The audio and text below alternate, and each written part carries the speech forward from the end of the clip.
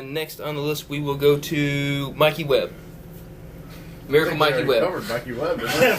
Elephant trunk. As far Wear as fucking underwear. As Good far worker. as what kind of guy he is and what kind of worker he is, starting on the Mikey right Webb with Nick Vortex. is a good dude. I really like him a lot. Great worker. He is not working currently Really?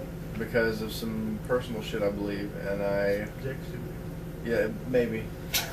No, I heard Because that his dick's too big. I heard he's got some personal demons he's trying to work out, and I hope he does and comes back soon because I love working Mikey Webb.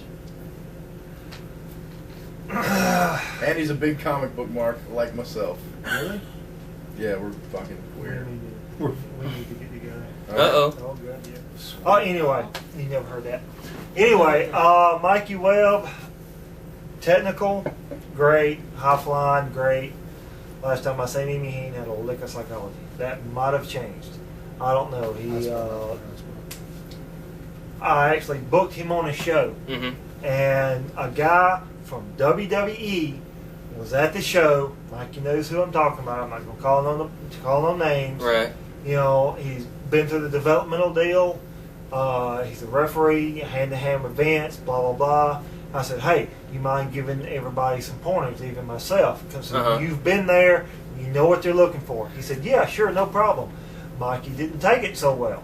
You know, just need to fucking open your damn ears. You know, and you'll go somewhere. You know, I was on a show in North Kakalaki with him, and they went fucking ape shit over him because of the flippy floppy shit. Right. You know, which I'm all good for the flippy floppy shit.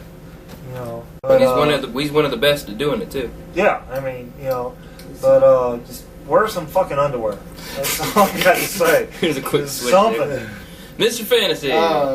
He always gets over. You know where he's at. You know, he comes out. He's in good shape. You know, and he's you know. I think most women, like he said, you know, see this big, you know, and that kind of gets him over. Python. Yeah, but you know, as far as he said, like psychology-wise, which is a lot of people's problem. That younger people coming, or new people coming in, right. They don't have the whole psychology, you know. Yeah, good worker. Like Mikey a lot. He's always pretty funny too. All right, and I think we're gonna finish this one out with Eon Flex is our last name on the list. Starting at the right with Mr. Vortex, Eon Flex. Eon Flex is. No, I'm a big fan of Eon Flex. I like him a lot. He's that whole that Mobile crew that comes from there.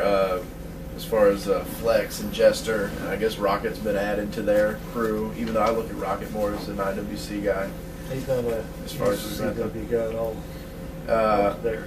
Oh, I wouldn't. Well, all right. But then, as far as the guys that they've trained, you know, you add on Nate Crown and Josh McCain and Joe Gibson. You add all of them on, and that's just, I like all those guys. I mean, they've had a couple that they've trained that I never really got to know so well.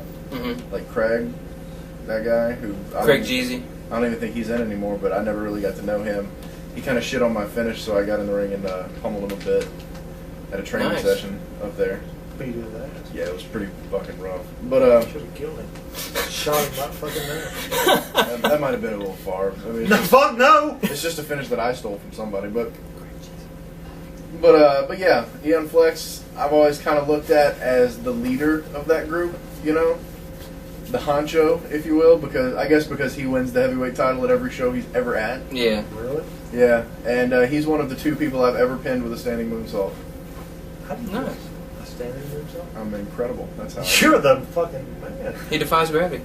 Dan Delicious, Eon Flex. I've known Eon Flex for years. I was there when he freaking broke in the business when he was puking his guts up at the training camp.